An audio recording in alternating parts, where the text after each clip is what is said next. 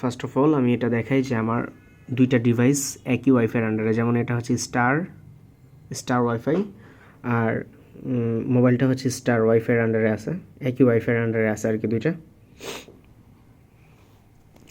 এখন আমি যে আমার স্টার ওয়াইফাই, এই ওয়াইফাইয়ের ডাটাগুলো মনিটর করতেছি আমি, যে এই ওয়াইফাইয়ের ভিতরে কোন কোন ডিভাইসগুলো কোথায় কোথায় কোনটার সাথে কোনটা কী কানেক্টেড, কী ব্রাউজ করতেছে সেটা মনিটর করতেছি এখন। তো আমি এখন আমার মোবাইল দিয়ে একটা ওয়েবসাইটে এখন লগ ইন করবো। ডেমো সাইট হিসেবে আমি একটা ওয়েবসাইট নিব, সেটা হচ্ছে zerowebsecurity.com, জাস্ট ডেমনস্ট্রেট করার জন্য।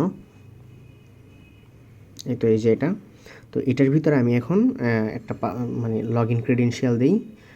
ধরেন এটা দিলাম হচ্ছে AZXC, এটা হচ্ছে ইউজার নেম। আর পাসওয়ার্ডটা কি দিতেছি, তো পাসওয়ার্ডটা দিতেছি এখানে একটু খেয়াল রাখি, পাসওয়ার্ডটা দিতেছি হচ্ছে 1 2 3 4 5 6 7 8 9, আমি 9 পর্যন্ত দিলাম পাসওয়ার্ডটা, ঠিক আছে। এবার আমি এই তো সাইন ইনে ক্লিক করলাম। আচ্ছা নট নাও, আচ্ছা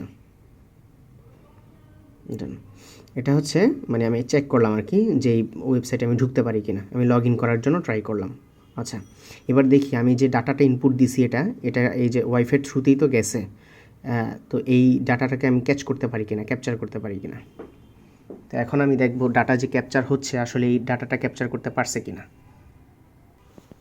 আমি এখানে একটা কমান্ড লিখছি, সেটা হচ্ছে HTTP রিকোয়েস্ট মেথড পোস্ট। আচ্ছা এটা কমান্ড, এটা এত কিছু বোঝার কিছু নাই।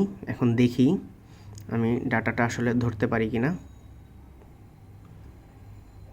আচ্ছা এখানে দেখা যাইতেছে যে একটা অ্যাপ্লিকেশান এই যে মানে একটা ডাটা ক্যাপচার করতে পারছে, যেটার প্রোটোকল ছিল হচ্ছে HTTP প্রোটোকল, ঠিক আছে, HTTP প্রোটোকল।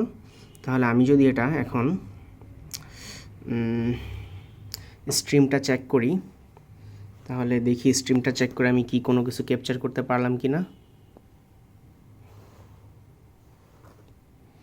আমার একটা রেজাল্ট চলে আসছে। তো আমি এখানে দেখতে পাইতেছি যে আমার কোন ওয়েবসাইটে লগ ইন করা হয়েছিল, এই যে জিরো ওয়েব সিকিউরিটি HTTP প্রোটোকলে। কোন প্রোটোকলে? HTTP প্রোটোকলে। আর হোস্ট ছিল এই যে ওয়েবসাইটের ভিতরে যাইতে চাইছিলাম। আচ্ছা আর কোন ডিভাইসে কোন এজেন্টে, দেখছেন আইফোনের ভিতর যেতে চেয়েছিলাম, আইফোনের OS ভার্সন সহ চলে আসছে। আচ্ছা এবার দেখি, এই যে দেখেন ইউজার লগ ইন ছিল AZXC, এটা আপনারা দেখতে পাইছেন। আর ইউজার পাসওয়ার্ড আমি বলে দিয়েছিলাম 1 2 3 4 5 6 7 8 9।